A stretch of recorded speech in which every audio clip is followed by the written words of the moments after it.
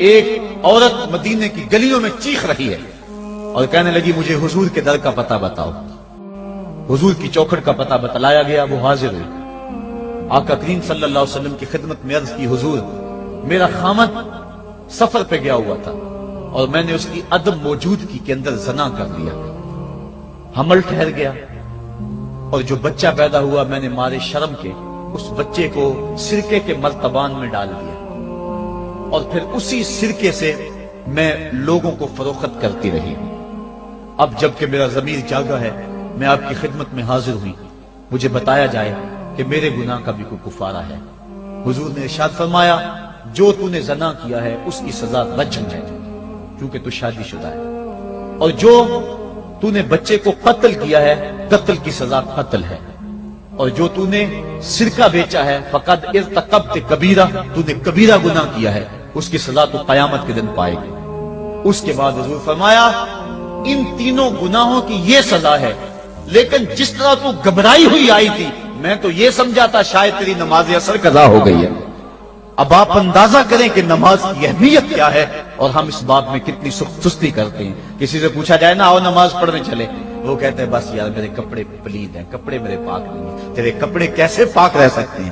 تو اللہ کے حضور جھکنا نہیں جانتا، تیرے کپڑے بھی پلید ہیں، تیرا دل بھی پلید ہے، تو اس کے حضور جھک کے تو دیکھ، قلب بھی ستھرا کر دے گا، تیری روح کو بھی پاکی دے دے گا، تیرے قلب کو بھی طہارت بخش دے گا۔ مالک کے حضور جب بندہ عزت سے سر جھکا دیتا ہے اللہ کی رحمتیں بندے پہ نازل ہوتی ہے۔ ایک روایت میں آتا ہے جب بندہ نماز کے لیے کھڑا ہوتا ہے ابھی اس نے سجدے میں جانا ہوتا ہے، ابھی وہ قیام ہی کرتا ہے، اللہ فرماتا ہے میرے بندے کے گناہ جو ہیں اس کے بدن سے نکال کے ایک سمت کر دو تاکہ میرا بندہ اس حالت کے اندر میرے حضور حاضر ہو کہ وہ گناہوں سے پاک اور صاف ہو۔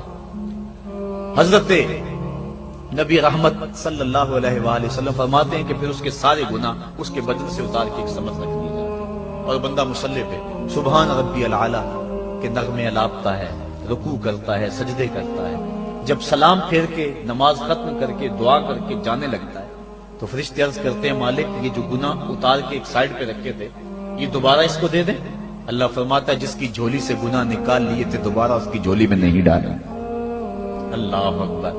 اور ایک روایت کے لفظ ہے کہ جب بندہ نماز کے لیے کھڑا ہوتا ہے اس کے کندھوں کے اوپر سارے گناہ آ جاتے ہیں اور اس کے سر کے اوپر گناہ آ جاتے ہیں، جب رکوع میں جاتا ہے تو کندھوں والے گناہ گر جاتے ہیں، اور جب بندہ سجدے میں سر رکھتا ہے تو اللہ تعالیٰ اس کے سارے گناہوں کو ختم کر دیتا ہے اور وہ بالکل پاک ہو جاتا ہے۔ حضرت سلیمان فارسی ایک دن ایک درخت کے نیچے کھڑے تھے، آپ نے درخت کی شاخ کو پکڑ کے جنبش دی، حرکت دی، موسم خزاں تھا، درخت کی شاخ کے سارے زرد پتے گر گئے۔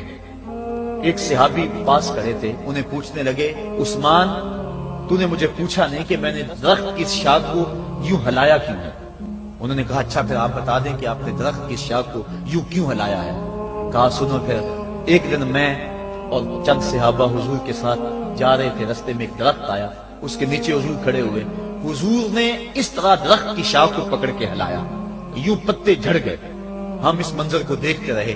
حضور علیہ الصلوۃ والسلام نے فرمایا سلمان فارسی تو نے مجھے پوچھا نہیں کہ میں نے اس درخت کی شاخ کو یوں کیوں ہلایا ہے؟ تو میں نے عرض کی حضور آپ بتا دیں کہ آپ نے کیوں ہلایا ہے؟ فرمایا سلمان جس طرح اس درخت کی شاخ کو ہلایا گیا اور سارے پتے جھڑ گئے، جب کوئی بندہ سجدے میں سر رکھتا ہے نماز پڑھتا ہے اس کے سارے گناہ دھل جاتے ہیں اور وہ پاک اور صاف ہو جاتا ہے۔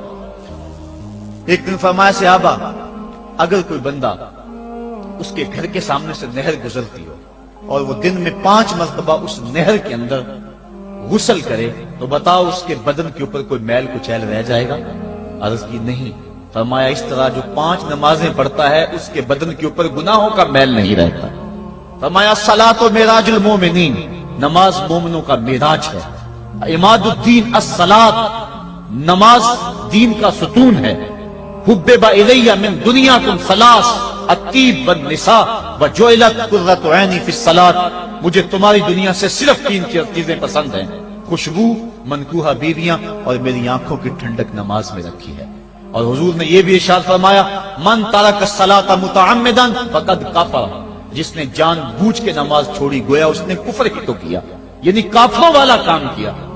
تو اس کے حضور جھک اس کے حضور سجدوں سے اللہ کے حضور خراج پیش کر اپنی محبتوں کا جب بندہ سجدے میں سر رکھتا ہے اللہ فرشتوں میں فخر کرتا ہے میرے بندے کو دیکھو نا بالآخر میرے حضور ہی جھکا ہے نا. کتنے گناہ کیے اس نے, کتنے جرم کیے اس نے, لیکن بالآخر میرے حضور آیا اور اپنے گناہوں کی معافی مانگتا ہے. فرشتوں گواہ ہو جاؤ میں نے اپنے اس بندے کی مغفرت فرما دی. تو اللہ کے حضور نماز پڑھنے والا, بلکہ ایک روایت مسند امام احمد بن حنبل میں موجود ہے, حضور فرمایا جب بندہ نماز کے ارادے کے لیے اٹھتا ہے اور وضو کرنے کے لیے جب پانی کا پہلا قطرہ چلو پہ لیتا ہے جو ہی اس کے بدن سے وضو کا پانی چھوتا ہے اللہ اس کے گناہوں کو معاف فرما دیتا ہے. جس نماز کے قصد کے لیے اٹھیں اور وضو کریں اور پانی چھوتے ہی گناہ معاف ہو جائیں, اگر اس نماز کا اعلیٰ درجہ سجدہ کر لیا جائے تو پھر مالک کی کتنی رحمت نازل ہوگی. یہ کتنی بڑی دولت ہے, یہ کتنا بڑا سرمایہ ہے جس سے ہم لوگ محروم رہ جاتے ہیں. آؤ اللہ کی رحمتیں سجدے میں ڈھونڈے, سجدے میں پیشانی رکھ کے جب ہم اس کی رحمت کو مانگے تو وہ مالک ہمارے اوپر رحمتیں نازل کرے گا. آج پوری دنیا کے اوپر مسلمانوں کے ساتھ جو حالات ہیں وہ کسی سے مخفی نہیں. کوئی کہتا ہے کہ معاشی طور پہ مسلمان کمزور ہیں, اس وجہ کو بھی میں تسلیم کرتا ہوں. مسلمان کے پاس آلات حرب و ضرب بھی موجود نہیں ہیں, اس وجہ کو بھی تسلیم کر لیا جائے. سیاسی طور پہ مسلمان کمزور ہیں, اس وجہ کو بھی تسلیم کر لیا جائے. یہ ساری وجہیں اپنی جگہ پہ, لیکن یہ بھی تو سنو مسلمانوں کی تعداد اس وقت 1 ارب 40 کروڑ ہے. افرادی قوت اتنی کبھی بھی مسلمانوں کی نہیں ہوئی تھی. اس وقت مسلمانوں کے پاس ایٹمی طاقت موجود ہے, اتنی قوت عسکری کبھی بھی مسلمانوں کے پاس نہیں ہوئی تھی. 56 اسلامی ملک ہیں جن میں قیمتی معدنیات سے اور تیل کی دولت سے اور سونے کی قیمتی معدنیات سے یہ مسلمان مالا مال ہیں. کیا کچھ نہیں ہے جو مسلمانوں کے پاس نہ ہو, لیکن ایک دولت چھن گئی مسلمانوں کے پاس, وہ سجدے کی آبرو, وہ سجدے کی عزت, وہ پیشانی رکھ کے اس رب کو پکارنا جو سب سے اعلیٰ ہے, جو سب سے بالا ہے, جس نے موسیٰ کے فرعون کو نیل کی موجوں میں ڈبو دیا. کیا پوری امت مسلمہ 1 ارب 40 کروڑ انسان سجدے میں سر رکھ کے سبحان ربی الاعلیٰ کے نغمے آلات کے اپنے رب سے گزارش کریں اور اپنی امت کا رونا روئیں. کشمیر میں لٹتی ہوئی جوانیاں اور کل قدس کے اندر بہتا ہوا خون, شبرغان سے لے کر کابل و قندھار تک اور موصل سے لے کر تکریت تک مسلمان کے اوپر جو ظلم و تشدد ہو رہے ہیں, اپنے رب کے حضور اس کا دکھڑا سنائیں اور اپنے مالک کو کہیں میرے مالک ہم لٹ گئے, ہم کٹ گئے, ہم پٹ گئے. اسلحے بھی موجود, افرادی قوت بھی موجود, سیاسی طاقتیں بھی موجود, لیکن اس کے باوجود مسلمان دبتا چلا جا رہا ہے. اسی کشتی کو ہے خوف تلاتم صد ہے منہ موڑ دیے تھے جس نے بڑھتے ہوئے طوفانوں کے, جو 300 ہو کر جرأت اور وہ طاقت اور وہ عظیمت کی داستانیں رقم کرتے ہیں کہ مالک تو بھی اس دن کو یوم فرقان کہہ کے پکارتا ہے. آج وہ امت بھیچ منجدار کے اس امت کی کشتی ہچکولے کھا رہی ہے.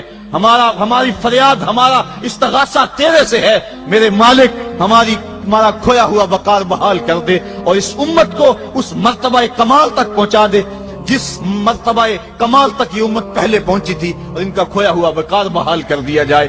آج بھی ہم اگر سجدوں سے اپنے رب کو منا لیں اور وہ روٹھا ہوا رب آج بھی ہماری مدد کے لیے آ جائے تو پھر کوئی قوت, کوئی طاقت ہمیں نہیں لتاڑ سکتی. آئیے ہم سجدے سے اپنے مالک, اپنے خالق اور اپنے رازق کے حضور اپنی محبتوں اور اپنی الفتوں کا خراج پیش کریں. نماز ایک ایسی عبادت ہے جس کا حکم قرآن میں 750 مرتبہ کے قریب دیا گیا. اور ایک آخری بات عرض کر کے اپنے موضوع کو سمیٹنا چاہوں گا. میرے اور آپ کے آقا مولا حضور نبی رحمت صلی اللہ علیہ وسلم پر جب وقت آخر آیا تو آخری وصیتیں جو حضور نے اپنی زندگی میں کی وہ کیا تھی؟ 2 وصیتیں تھی حضور کی آخری. جب حضور ایام مرض میں تھے اور آخری وصیتیں, اس کے بعد حضور نے کوئی کلام نہیں کیا, وہ یہی تھا الصلاۃ الصلاۃ الصلاۃ الصلاۃ. لوگوں میں تمہیں نماز کی تاکید کرتا ہوں, میں نماز کی تاکید کرتا ہوں. اور دوسرا فرمایا جو تمہاری ملک میں تمہارے غلام اور تمہاری لونڈیاں ہیں ان کے ساتھ اس نے سلوک کی تاکید کرتا ہوں. یہ آخری 2 باتیں تھی جو حضور نے ارشاد کی. حقوق اللہ کے حوالے سے نماز اور حقوق العباد کے حوالے سے حضور نے کمزوروں کے حق ان تک پہنچانے کی تاکید امت کو دی, اور اس کے بعد پھر حضور انتقال کر گئے. آئیے ہم سجدوں سے اپنے رب کو راضی رکھیں. اللہ مجھے آپ کو توفیق عمل عطا فرمائے.